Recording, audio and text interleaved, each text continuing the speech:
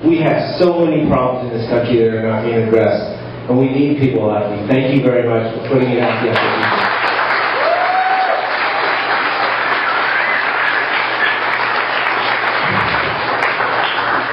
She actually makes me miss my 4-year-old. It could be the next commercial.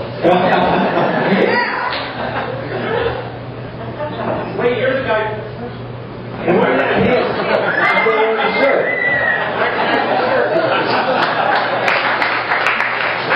You know, it's really strange to be introduced by the candidate, the guy who's the star of the show. I have a good way to get something good to tell you though. We were out in Oregon. We did this same sort of thing with a candidate out there against the Republican who is the majority leader in the House, and the Oregonian Democrats are trying to unseat her. And he ran against her, I can't remember the guy's name, Rob something, but he ran against her 4 years ago and lost by about 6%. He's running again this year. Marcos and I went out and did a fundraiser while we were in Portland, building tiles, and this was about a month ago. We just got news, came out yesterday that he is tied with her in the polls, so we have good luck with this. So 4 weeks ago, we're tied. And then this is about gate crashing. We are trying to create a change in this country. We are trying to change the way that we do politics. We're trying to change the way that we do campaigns and elections, and it's happening in this campaign. We just had an event happen last week. We were in New York City, and there's a project called the Roots Project. On Tuesday, they're going to be delivering a copy of Crashing the Gate to every single representative and senator in D.C. So next time you see Joe, ask him if he's read the book. So,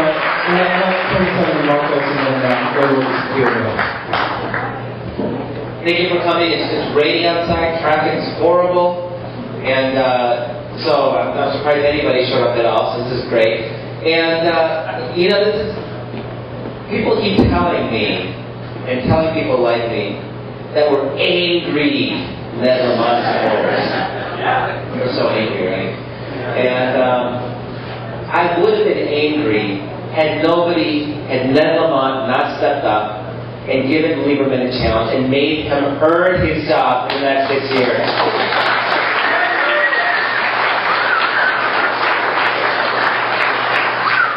As it is, I'm having the time of my life.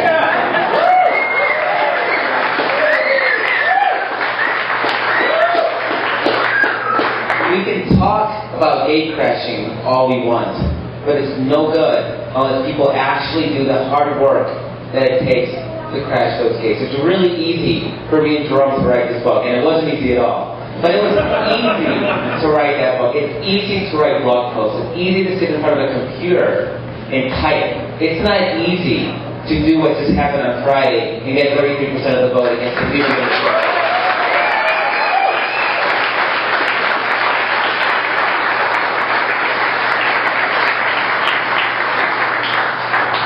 Everywhere I go in this country, from the beginning of this tour, back in mid-March, and I'm not kidding, everywhere I've been, somebody has asked me about this race. In Salt Lake City, in Phoenix, in Los Angeles, in Austin, in Louisville, in Tallahassee, in Raleigh, in Minnesota, in Madison, in Chicago. Everybody is looking at this race. You are an inspiration to this country, to good progressives everywhere.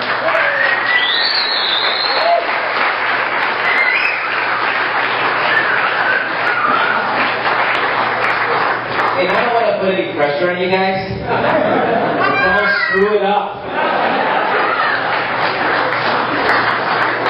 So, thank you to everybody who's bought the book. Really appreciate it. We sold out here, so a number of books. But we can still take orders. Still take orders. And, credit cards. With credit cards. Or you can just give us cash directly, because that also works. It's amazing, in a lot of ways, how a year ago this was considered to be very controversial when we were writing. This notion that there's a 50-state party, that we should compete in all 50 states. Radical, crazy notion, right? Most people have come along. People like Paul Begala are kind of trying to tell us how,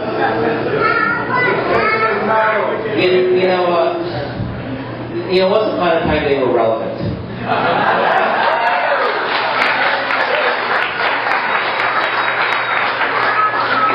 You know what James Carville told Newsweek a couple of weeks ago? He said, the American people want pragmatic governance. They don't want big ideas. Well, we don't want our bad ideas.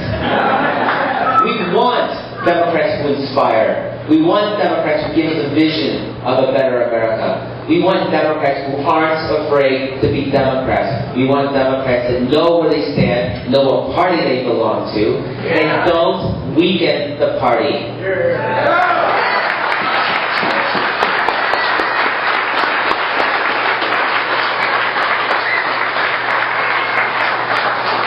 That's why Connecticut is on everybody's radar screen. That's why the entire country is watching. Because people are tired of Joe Lieberman. I know the press and politicians, they want to make this out to be about the war. And the war is a big issue, there's no doubt about that. But this is about so much bigger than the war. There are a lot of Democrats who supported the war that are not being targeted the way Joe Lieberman is. That isn't inspiring the level of support that you guys are providing for somebody like Ned Lamont. And it's because it's bigger than that. It's somebody who provides aid and comfort to the enemy.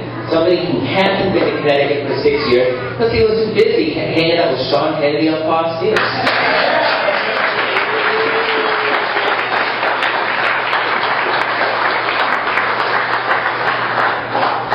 Joe Lieberman has forgotten where he came from. And so I'm obviously not from Connecticut.